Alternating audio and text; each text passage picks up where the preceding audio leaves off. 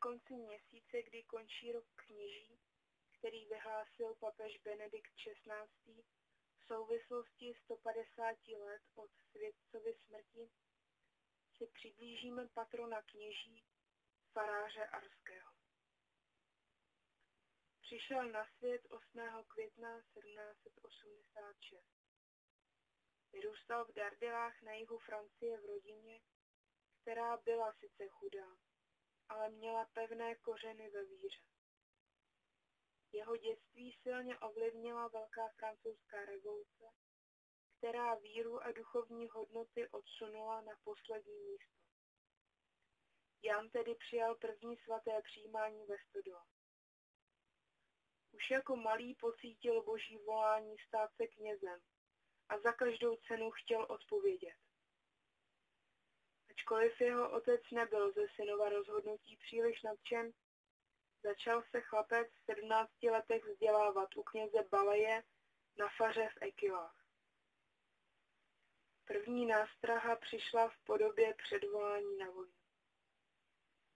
Dezertoval ale a pokračoval ve studiu. Kvůli problémům s latinou musel odejít z lyonského semináře.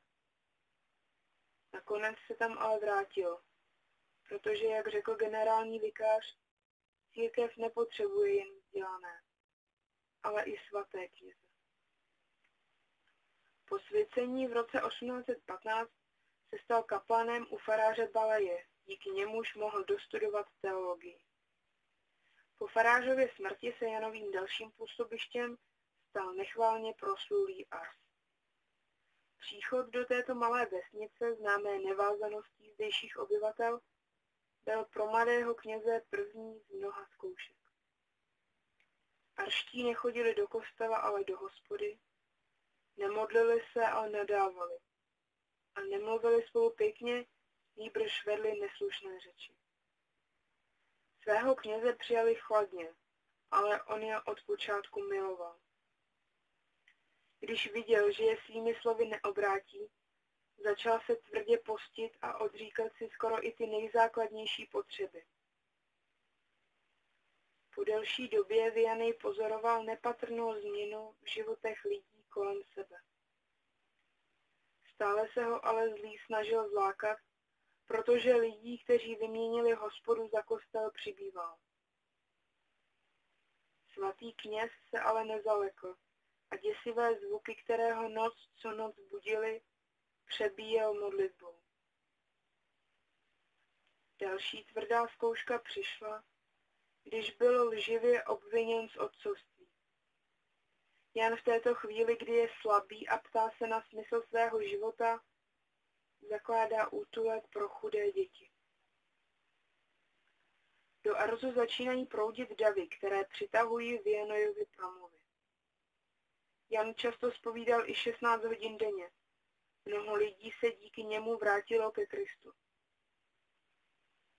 Nevýjimečně se však stávalo, že kajícník odcházel ze zpovědnice bez odpuštění hříchu. Jan totiž člověku, který doopravdy nelitoval, nedal rozhřešení. Vytížený kněz byl ale stále slabší a unavenější. Kvůli službě, které se naplno věnoval, neměl čas na klidnou modlitbu ani na krátký spánek. Několikrát se tedy pokusil z Arzu utéct. Vždy se ale vrátil, nebo ho zpět do vesnice přivedli noví poutníci.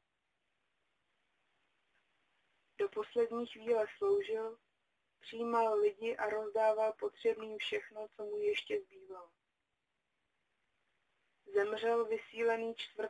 srpna 1859 a stal se nejen kněžím, vzorem v pevné víře, příkladné zbožnosti a darující se lásce.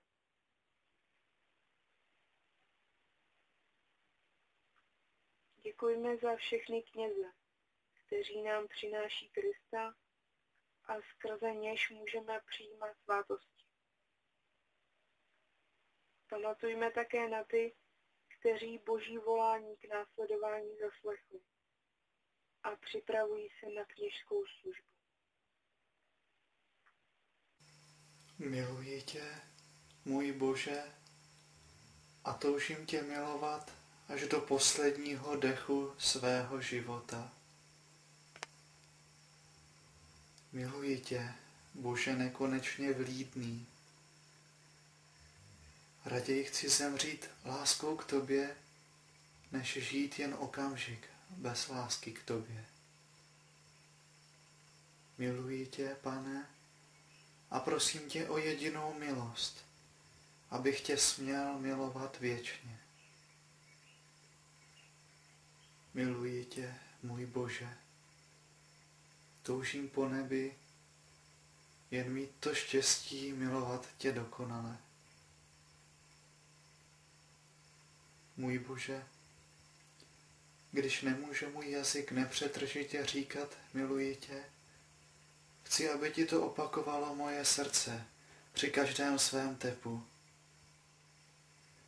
Miluji tě, můj božský Spasiteli, protože jsi byl pro mě ukřižován a držíš mě zde dole ukřižovaného spolu s tebou.